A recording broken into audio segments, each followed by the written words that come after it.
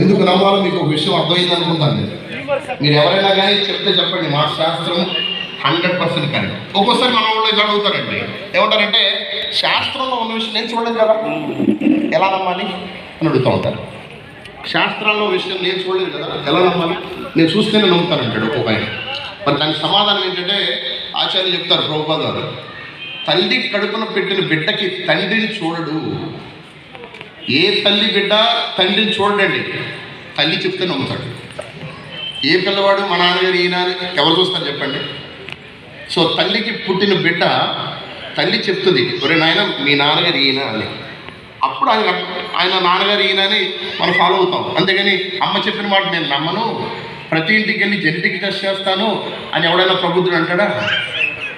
అది ఎట్లా తల్లి చెప్తే నమ్ముతున్నామో, తల్లి లాంటి శాస్త్రం చెప్పిన విషయాన్ని నమ్మి తీరాలి. ఎందుకంటే శాస్త్రాన్ని ఇచ్చినవాడు భగవంతుడు. ధర్మంతు సాక్షాత్ భగవత్ ప్రణీతం. భగవంతుడు ఇచ్చింది శాస్త్రం. వేదాన్ని ఇచ్చినవాడు ఎవరు? కృష్ణ. భగవద్గీతలో కృష్ణుడు చెప్తున్నాడు విషయాన్ని, సర్వస్య చాహం హృది సన్నివిష్ట మతస్మృతి జ్ఞానమపోహనం చ వేదైశ్చ సర్వైవ అహమేవ వేద్య వేదాంత కృద్వేద విదేవ చాహం.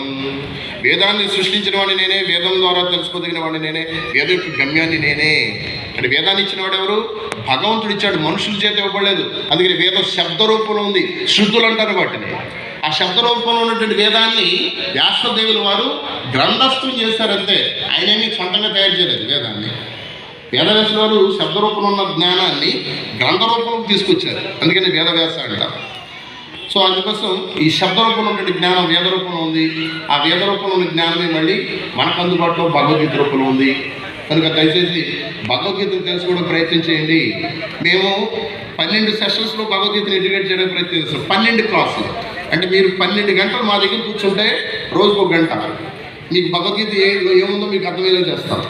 మీకు కొంచెం లోతుగా తెలుసుకోవాలంటే 35 క్లాసుల్లో కూర్చుంటే భగవద్గీతలో చాలా విషయాలు మీకు అర్థమవుతాయి. బేసిక్ ఫండమెంటల్స్ ఒక 12 క్లాసులో మేము మీకు తెలియజేయగలం. దయచేసి అలాంటి అవకాశాన్ని మీరు ఉపయోగించుకోవడానికి ప్రయత్నం చేయండి. ఆ సేవ చేయడానికి మేము సిద్ధంగా ఉన్నాం. దయచేసి భక్తులు అందరూ మేము హిందూ ధర్మాన్ని కాపాడాలనుకో ఉన్నాం, సనాతన ధర్మం రక్షించాలనుకున్న వాళ్ళని మళ్ళీ చెప్తున్నా, భగవద్గీత తెలుసుకోకుండా ఎవ్వరూ రక్షించబడరు. ఎందుకంటే మన బేసిక్ గ్రంథం భగవద్గీత. వాళ్ళ ధర్మ గ్రంథాన్ని వాళ్ళు ఎందుకు గౌరవిస్తున్నప్పుడు మన ధర్మ గ్రంథాన్ని మనం ఎందుకు గౌరవించాం? ఎక్కడ ఉంది లోటు, ఎక్కడ ఉంది ప్రాబ్లం? నా దగ్గర భగవద్గీత ఉందండి అని చెప్తున్నాడు, భగవద్గీత తెలుసుకోండి. భగవద్గీత మన చేతిలో ఉంటుంది అనుకుంటారు. ఇప్పుడు ట్యాబ్లెట్ మీ దగ్గర ఉంది, వేసుకోకపోతే ఏముంది? నాకు నొప్పిగా ఉంది సార్, ట్యాబ్లెట్ దేవుడు పెట్టుకుంటున్నానంటే పని చేస్తా. అట్లాగే భగవద్గీత ఇంట్లో పెట్టుకున్నానండి, అట్లనే పెట్టుకున్నానండి, దేవుడి మందులు పెట్టండి. భగవంతుడు దేవుడి మందులు పెట్టుకోవడం భగవద్గీత వల్లేదండి, మన చదివి తెలుసుకోవడానికి ఇచ్చాడు. సో అందుకోసం భగవద్గీతను ఖచ్చితంగా తెలుసుకోవడానికి ప్రయత్నించేది. తెలియకపోతే మేము తెలియడానికి సిద్ధంగా ఉన్నాం, ఉపయోగించుకోవడానికి ప్రయత్నించేయండి. ఓకే, అందుకోసం మీ అందరికీ నేను చాలా కృతజ్ఞతలు చెప్తాను. నాకు టైం ఇచ్చారు, కానీ నల్లజల్లో మేము భగవద్గీత ప్రచారం చేయడానికి వెళ్తున్నప్పుడు టైం మాకు అక్కడ ఆల్రెడీ చాలామంది వెయిట్ చేస్తూ ఉంటారు. రోజు ఎక్కడో వచ్చిన భగవద్గీత ప్రచారం చేయడమే మా పని. మీ అందరూ మమ్మల్ని ఉపయోగించుకోవచ్చు. మీకు మళ్ళీ చెప్తున్నాను, భగవద్గీత మా ఊళ్ళో చెప్పడానికి అయితే తెలిస్తే మేమే ప్రసాదంలో తీసుకొచ్చి మళ్ళీ పెట్టి మళ్ళీ భగవద్గీత చెప్తామని దయచేసి మమ్మల్ని ఉపయోగిస్తాం. ప్రసాదాలను మీరే తయారు చేస్తాం. అందుకోసం భక్తులందరూ దయచేసి ఈ విషయం అప్రమత్తంగా ఉండండి. భగవద్గీత తెలియజేయడానికి ఇలాంటి భగవద్గీత లేకపోతే మనం సమాజంలో నశించిపోతుంది. వాళ్ళు వేడిగా వస్తుంది, మన దేశంలో ప్రాబ్లం ఉంది. దయచేసి అర్థం చేసుకోండి. సో మీ అందరికీ కృతజ్ఞతలు, చాలా ధన్యవాదాలు.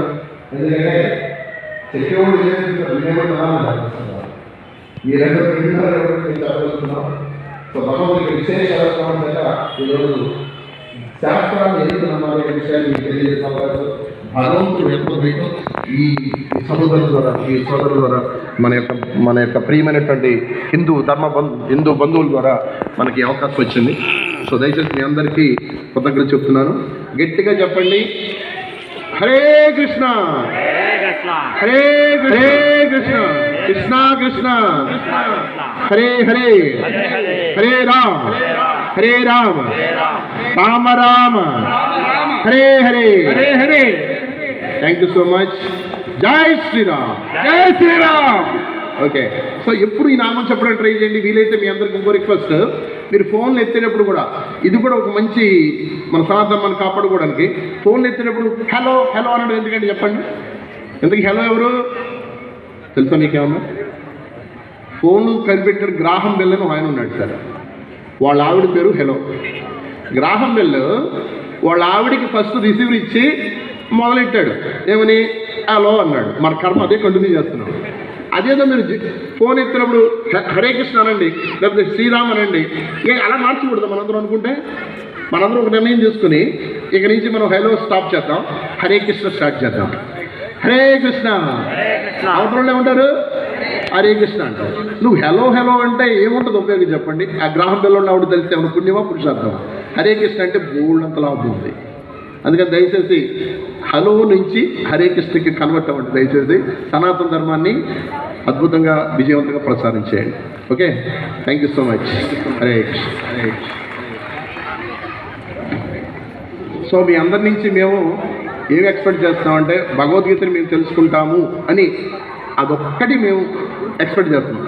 ఈ శాలువాలు, ఈ పళ్ళు ఇవి కాదు మేము ఎక్స్పెక్ట్ చేసేది. మేము కోరుకునేది మీరందరూ భగవద్గీతను తెలుసుకోవాలి. అది తెలుసుకోవడం ప్రయత్నించండి.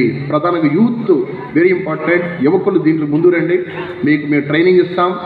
మీకు అకామిడేషన్, లంచ్, డిన్నర్ అన్నీ మేమే పెట్టి అవసరమైతే ఒక టూర్ కూడా, మంచి టూర్ కూడా తీసుకెళ్ళి మరీ భగవద్గీతని మీకు నేర్పడానికి సిద్ధంగా ఉన్నాం. అన్ని ఖర్చులు మేము భరిస్తాం మీరు రెడీగా ఉంటే. దానికి పేర్లు ఇవ్వండి, మా డివోటీస్ ఉన్నారు రెడీగా. ఎంతమంది సిద్ధంగా ఉన్నారో చూద్దాం. సో ఉత్తిని మేము హిందువులు అంటే నీకు భగవద్గీత తెలుసా అంటే ఏం సమాధానం చెప్తారు చెప్పండి. ఎవరైనా ఒకడు వచ్చి అడుగుతాడు నీకు భగవద్గీత తెలుసా అని, తెలియదండి. నువ్వేం హిందువువి? ఏ రకంగా హిందువు అవుతావు? భగవద్గీత తెలియకుండా హిందువు ఏంటి అసలు? సో దయచేసి సీరియస్గా తీసుకోండి విషయాన్ని. భగవద్గీత లేకుండా మన బతుకులేదు. ఉత్తిని చెప్తున్నాం భగవద్గీత భగవద్గీత అని. భగవద్గీత నీకు తెలియదు అందరికీ చెప్తారంటే ఎలా ఉపయోగం? హరే కృష్ణ.